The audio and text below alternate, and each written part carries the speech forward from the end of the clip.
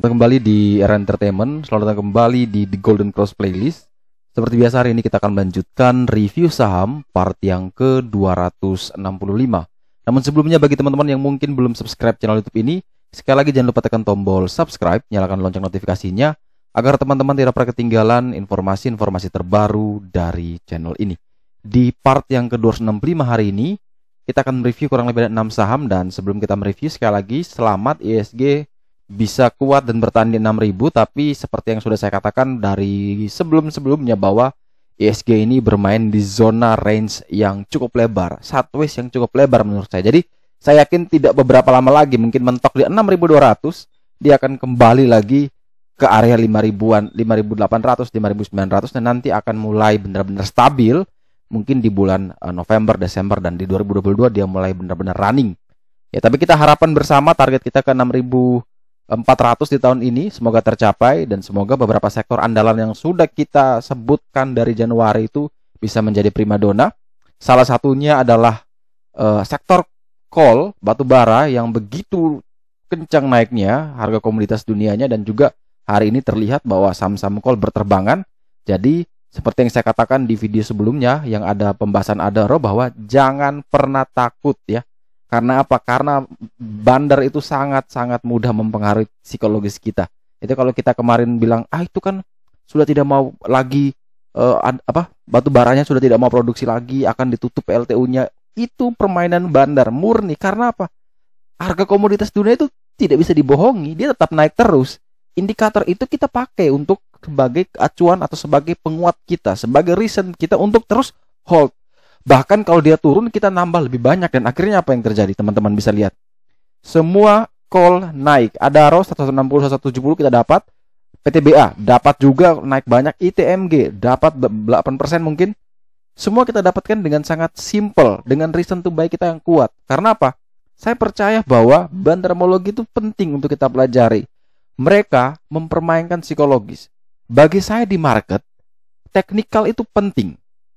Sangat penting sekali untuk menentukan titik support dan resisten. Tetapi sebagai seorang teknikal, kita akan melihat bentuk candle. Nah, bentuk candle itu memvisualisasikan atau mencerminkan bahwa itu adalah psikologis dari market ya. Jadi ketika misalkan kita lihat bahwa ternyata body candle-nya full, artinya optimismenya ada. Ketika kita lihat ternyata ada shadow buy upper atau lower, kita bisa lihat bahwa ada mungkin demand yang terlalu kuat atau seller yang terlalu kuat. Dari situ kita bisa lihat psikologisnya. Siapa yang mempengaruhi psikologis ini? Yang bisa mempengaruhi psikologis itu adalah market maker. Mereka akan mempengaruhi dengan berbagai cara. Sentimen, positif, negatif, rumor, apapun itu bisa dipermainkan. Nah, ketika semua orang bergerak, istilahnya ketika mereka melempar sesuatu, kita langsung menangkap. Kita seperti ikan, dibuang umpan, kita langsung sambar. Maka otomatis harga itu bisa bergerak ya, sesuai dengan sentimennya seperti apa. Nah, kalau seperti itu, maka jelas bahwa kita perlu atau ada gunanya kita mempelajari tentang bandarmologi. Dan nanti mungkin besok akan dibuka pendaftaran untuk bandarmologinya. Semoga bisa selesai, dan nanti akan banyak sekali bonus yang akan saya siapkan untuk teman-teman yang mengikuti webinar. Mungkin selain bandarmologi, kita juga siapkan beberapa bonus lagi untuk materi biar teman-teman semakin menambah wawasan, dan juga nanti ada bonus yang lebih spesial. Semoga bisa diwujudkan. Kita langsung ke saham pertama ya kan, kita review di part yang ke-265 hari ini adalah saham Era, di mana saham ini tutup naik 1,66% di harga 610, di mana setelah dia mengalami penurunan, namun penurunan ini membentuk a lower high. Ya, dia tidak bisa turun lagi dekat area sini. Akhirnya dia membentuk lower high, dan ini sepertinya akan bisa terus melanjutkan kenaikan. Karena kalau kita gambar, maka ini ada kemungkinan besar dia bisa naik ke level kurang lebih di area 640 ke atas ya. Ini ada indikasi dia menuju ke sana, asalkan level 560 itu masih mampu ditahan. Jadi di level saat ini memang kecenderungannya dia berisiko tinggi, karena dia sudah dekat dengan area resisten di 640 ketimbang dengan area PBL di 560. Sehingga bagi teman-teman yang ingin membeli, maka silakan. Bagi saya mau masuk di level berapapun tidak masalah, asalkan teman-teman tahu di mana level support pentingnya. Untuk Era level support pentingnya di 560, resisten berada di 640. Kalau misalkan mau tunggu, maka mungkin dia 560, 580 jauh lebih menarik. Atau kalau misalkan tidak mau menunggu, silakan hajar saja di harga 610, 615 atau tunggu buy on breakout 615. Tapi ingat langsung batasi cut loss kurang lebih berapa? 3 tick ya. Biasanya yang saya ajarkan 3 tick. Tapi kalau terasa terlalu pendek, maka bisa juga pakai persentase yang mungkin bisa teman-teman terima dengan profil resiko masing-masing. Untuk target kenaikan semuanya sama menuju PBH di 640 dan target jauh menuju 40 hari harga tertinggi di harga 660. Kemudian selanjutnya kita punya saham IPCM, di mana saham ini kalau kita perhatikan bahwa dia bergerak itu begitu sideways ya. Ini cenderung sideways selama 40 hari ke belakang. Namun jarak dari PBL memang cukup jauh sekali. PBL di 258, PBH di 286. Artinya harga saat ini masih kuat bertahan di area penting di area PBH-nya, yaitu support di atas 286. Tapi karena saat ini dia dari 286 itu juga masih cukup jauh, maka kita bisa pakai yang namanya level support psikologis di 300. Kalau ternyata level 300 ini mampu ditahan, bisa kuat, silakan boleh pertimbangkan entry buy. 300 sampai 304, cut loss kurang lebih di 292, 294. Target kenaikan adalah menuju ke 320, itu sebagai target terdekatnya. Kalau ternyata dia tidak mampu bertahan di area 300, maka mending teman-teman menunggu lagi di area support berikutnya, yaitu di 286. Kalau 286 pun tidak mampu dijaga, maka kita tunggu lagi di next support di area PBL di 258. Jadi teman-teman bisa atur sendiri kira-kira kecenderungan IPCM ini seperti apa. Dia malah naik, oke kita bisa masuk kalau dia dekat dengan 300. Kalau ternyata dia turun, oke kita punya antisipasi cut loss dulu, nanti tunggu lagi di lantai-lantai berikutnya atau di support-support berikutnya. Kemudian selanjutnya adalah BBKP. Hari ini sangat spektakuler, dari pagi semua kaget, naiknya luar biasa bahkan sampai ke 488 bahkan 490 kalau tidak salah. Dari harga yang mungkin teman-teman sudah panik dari 400 sampai 398 ya. Dan kalau teman-teman nonton BBKP, ulasan BBKP, harusnya teman-teman cuannya luar biasa banyak. Jadi bukan 13% saya yakin cuannya. Pasti dapat jauh lebih banyak ya, karena level kita ambil tuh mungkin di area 396, 398. Mungkin tempat TP di 480 mungkin tadi, itu pasti dapat 17% bisa sekali. Karena beberapa di grup official Joran Investama juga menyampaikan bahwa cuannya bisa 17%, 15%. Nah, ini kenapa kita mengatakan seperti ini? Karena kemarin banyak sekali yang bertanya, BBKP ini kapan naik ya? BBKP ini kapan naik ya? Padahal sudah dijelaskan ulang-ulang bahwa ini hanya menunggu waktu. Karena apa? Dia ini perusahaan yang sudah di take over lah istilahnya dari Korea. Dengan adanya manajemen baru, diharapkan manajemen baru ini bisa meningkatkan kinerja. Apalagi perusahaan yang ambil alih sahamnya ini adalah salah satu perusahaan bank terbesar di Korea, dan itu membuat dia punya jaringan itu akan terkonek otomatis. Mungkin yang ada di Indonesia tidak pakai lagi ke bank-bank swasta milik Indonesia atau punya pemerintahan di Indonesia, tapi dia akan langsung pakai bank BBKP ini sebagai koneksi dengan ke negara asalnya. Nah, ini yang membuat saya yakin bahwa BBKP bisa jauh bertumbuh lebih baik dari sebelum-sebelumnya. Di zamannya Bosowa masih mimpin, itu BBKP juga cukup bagus dengan kita lihat bahwa dividend yield-nya masih besar. Namun beberapa tahun belakangan kemudian dia mengalami penurunan, NPL mulai naik, kemudian dana pihak ketiga yang diberikan juga tidak terlalu besar, ya kan? Akhirnya apa, membuat dia mengalami kerugian. Nah, kerugian itu membuat dia tidak bisa membayar dividen lagi seperti biasanya. Nah, dengan adanya polemik seperti itu, maka dilihatlah oleh Kookmin Bank untuk mengambil alih BBKP. Karena dia tahu BBKP ini punya jejak rekam yang cukup bagus, hanya mungkin salah pengelolaan, maka akhirnya bisa membuat dia jatuh. Nah, dengan adanya manajemen baru, itulah reason buy saya yang sampai detik ini saya masih hold, karena target saya bukan di level-level seperti ini. Kita target minimal beggar, kita tidak pernah mau simpan sampai hanya 10% kita lepas. Karena apa? Waktu kita sudah terbuang banyak. Misalnya kita beli dari Januari, terus kita hold sampai sekarang cuma dapat 10%. Artinya apa? Kita dapat effort menunggu, uang tunggu itu tidak sebanding. Harusnya kalau kita tektok putar dengan teknikal, itu kita bisa dapat jauh lebih besar. Makanya kompensasinya adalah bagi saya harus 100% kenaikan. Dan itu setiap kali penurunan, setiap kali dia nyungsep, berita buruk itu keluar, itu momentum kita nambah muatan kalau yang invest. Nah, banyak orang yang belinya di pucuk, setelah itu karena dia jatuh dalam, nyangkut, akhirnya dia mau invest. Nah, ketika dia mau invest, sahamnya malah tambah turun, dia mulai panik. Mulai panik, akhirnya banyak bertanya di semua platform sosial tentang saham ya, baik di Telegram, Facebook, di Stockbit, di Instagram ataupun di YouTube. Pasti banyak bertanya, BBKP kenapa belum naik ya? BBKP kenapa belum naik? Padahal kita yang sudah punya reason to buy yang kuat, kita malah senang turun, kita nambah terus. Nambah muatan semakin besar, kita all in, lebih bagus kita all in. Itu saya pribadi ya, konsep saya pribadi, ini momentum. Ternyata apa buktinya? Ketika sudah naik 13,23%, saya yakin bahwa semua orang mulai lirik lagi BBKP. Kemarin yang takut, sekarang mulai mau mengejar. Nah, ini suatu kesalahan sebenarnya. Walaupun dia masih bisa naik, targetnya jangka panjang. Tapi apa? Kita terlalu terbiasa dengan ketakutan ketika dia turun. Kalau misalkan gini, saya selalu suka lucu ketika melihat ada orang seperti ini. Dia mengatakan gini, BBKP tunggu di 428 pasti lebih bagus ya, saya akan all in. Ternyata BBKP turun sampai 428, lebih rendah lagi sampai 400, di bawah 400 dia takut masuk. Padahal sebelumnya dia omong bahwa kalau di 428 dia mau buy.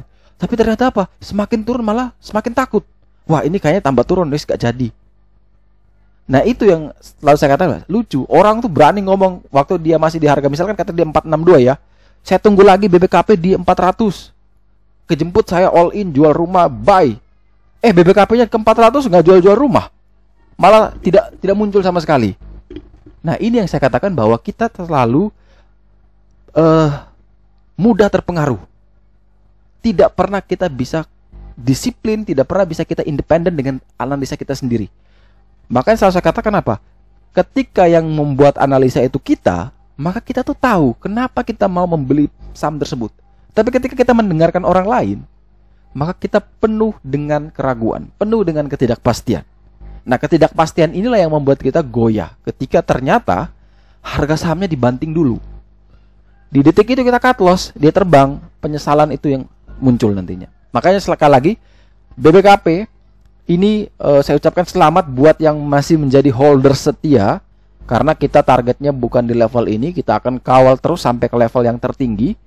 Siapa tahu dia bisa sampai seperti Bank Permata, bisa juga, atau Bank Arto sekaligus, kita tidak tahu.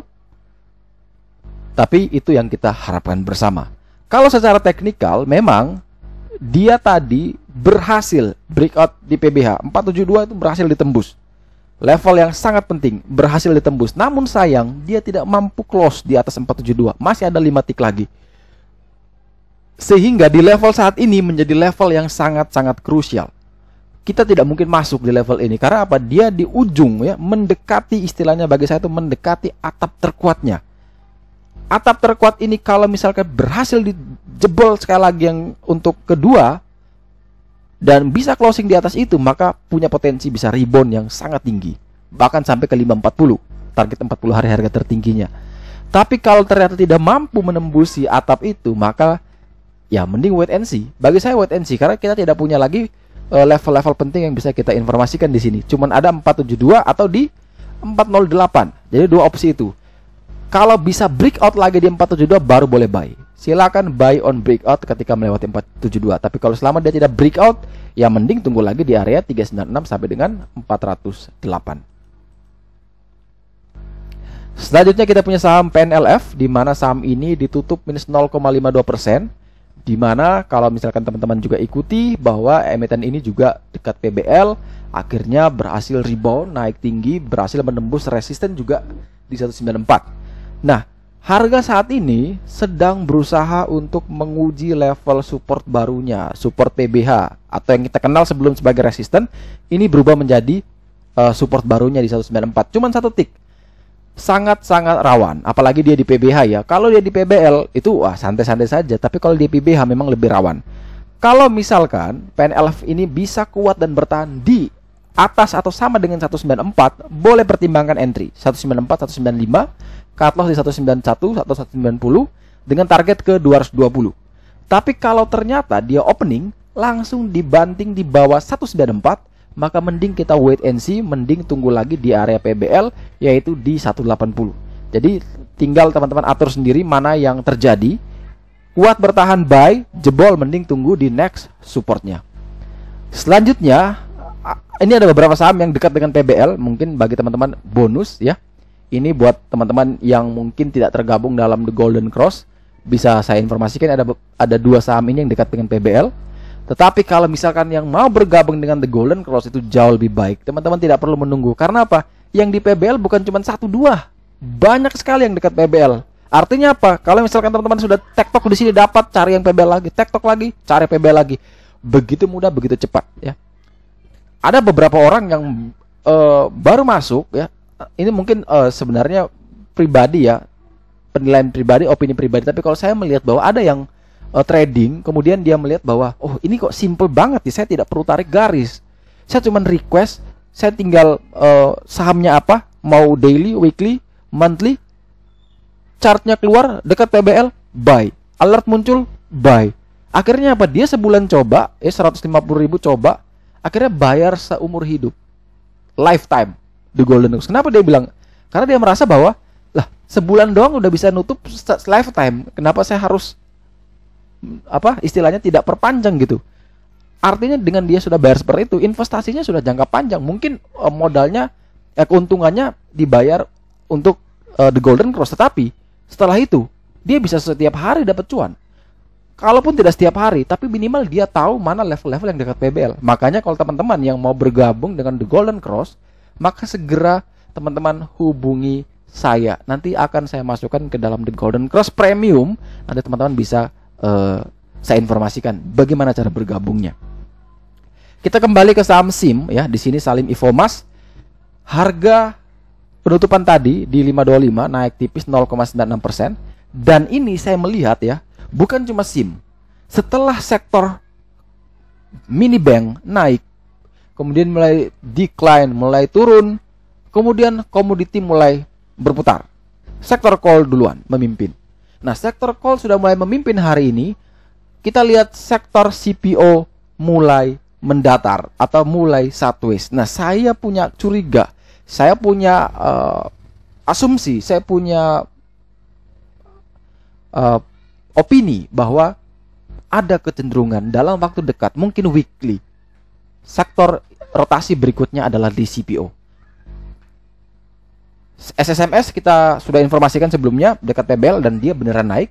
Dan saat ini SIM dekat sekali, kurang lebih hanya 10 poin atau kurang lebih 2 tick lagi. Sehingga pertimbangkan selama dia bisa kuat dan bertahan di atas 515, boleh buy SIM 515 sampai dengan 525. Cut loss kurang lebih di 500 atau di 498 boleh, dengan target kenaikan adalah menuju ke 595. Tetapi kalau misalkan dia open langsung jebol di bawah 515 ya tentu kita tidak mungkin masuk. Kita hanya masuk kalau misalkan dia bisa kuat dan bertahan di 515. Dan teman-teman bisa cek lagi beberapa emiten-emiten CPO lainnya, BWPT, LSIP, AALI, DSNG, TBLA, ataupun teman-teman bisa cek lagi SSMS, itu apakah benar kecenderungannya sama.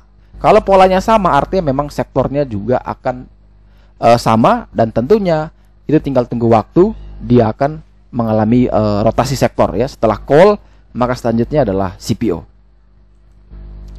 Dan saham terakhir yang menarik sekali di part yang ke 265 hari ini adalah saham RALS. Setelah mengalami penurunan yang sangat sadis, menurut saya ini cukup sadis. Kenapa? Dia irisnya tipis-tipis ya. Turunnya tuh 3%, 3%, 3%. Kalau memang dia mau turun, ya sudah turun sekaligus. Saya lebih suka gitu. Mau ARB ya ARB gitu. Jadi tingkat pantulannya kemungkinan besar tinggi. Tapi kalau dia diiris seperti ini, minus 3%, minus 2%, itu sakit banget ya. Sakit banget. Nah, di level ini dia udah mulai sideways dalam 3 candle. Tetapi yang menariknya adalah dia bisa bertahan, bisa closing di atas PBL. Ini sangat menarik. Karena setahu saya dulu saya pernah rekomendasi di official Joran Investama, kemudian kita cut loss. Saya akui kita cut loss karena apa? Dia tidak mampu bertahan. Kita beli waktu itu kurang lebih di area 715 kalau tidak salah, dengan area cut loss kurang lebih di bawah 700 ya kalau tidak salah, dan kita cut loss karena memang beneran ke sana. Dan sekarang PBL-nya adjust ke 665. Nah, ketika PBL adjust di 665, maka ini kita bisa manfaatkan untuk re-entry kembali. Bagi yang kemarin cut loss 3 tick doang, kan tidak terlalu besar tuh. Nah, kalau kita ambil di level sekarang dan ternyata dia naik 10 tick, kan kita untung 7 tick nih. Nah, ini yang saya katakan adalah kita cut loss itu bukan berarti kita mengakui bahwa kita tuh kalah ya. Kita benar-benar sudah paling jelek, tidak. Tapi kita membuang dulu sebagian yang tidak bagus itu, dan kita akan cari yang lebih bagus lagi. Ketika beneran naik, itu bisa membantu untuk menutupi. Nah, di sini Rals, level PBL, level pentingnya itu di 665. Harga saat ini di 670, artinya hanya 1 tick dia berada di atas level super pentingnya. Sehingga syarat pertama adalah selama dia bisa kuat dan bertahan di atas atau sama dengan 665, silakan buy. 665 sampai dengan 675 boleh beli Rals. Cut loss di mana? Cut loss di 640. Target kenaikan adalah menuju ke 760, target jauh ke 945. Tapi ketika dia opening langsung jebol di bawah 665, ya tentu kita tidak mungkin membeli. Kita hanya membeli kalau misalkan setelah dia bisa kuat dan bertahan, atau kalau dia turun tapi dia bisa breakout lagi, baru kita boleh membeli. Dan ini menjadi level atau menjadi titik yang sangat menarik. Ini versi saya pribadi ya, saya melihat ini sangat-sangat menarik. Tapi entah teman-teman lain melihatnya mungkin masih belum bagus. Kalau bisa lihat berdasarkan indikator lain, itu mungkin masih belum bagus. Terserah, kembali lagi kepada masing-masing apakah ini bagus atau tidak. Kembali lagi ke riset masing-masing apakah ini bisa layak entry atau tidak. Tapi kalau saya pribadi, saya melihat ini dengan simpelnya chart dari The Golden Cross, maka saya hanya bisa mengatakan bahwa ini menarik ya. Contoh PPRE kan naik juga ya dekat PBL, tapi bagi saya kenaikan itu kan terdukung juga dengan kenaikan IHSG ya. Jadi hampir semua saham ya hijau. Tapi bagi saya tidak masalah, asalkan bahwa kita tetap harus pegang yang namanya disiplin untuk bisa selalu cut loss ya. Jangan pernah takut cut loss, karena cut loss itu bukan akhir dari segalanya, tapi itu hanya membantu teman-teman kehilangan sebagian, tapi teman-teman bisa mutar kembali, bisa mencari lagi emiten-emiten lain yang berpotensi bisa mendapatkan cuan yang begitu besar. Oke, sekian dulu review saham part yang ke-265 hari ini. Terima kasih banyak teman-teman yang telah setia menonton. Sekali lagi jangan lupa like, subscribe, dan share agar semua informasi yang dalam video ini dapat berguna, bermanfaat, dan tentunya bisa menjadi panduan trading di keesokan harinya. Sekali lagi terima kasih banyak. Sampai jumpa dan semoga membantu.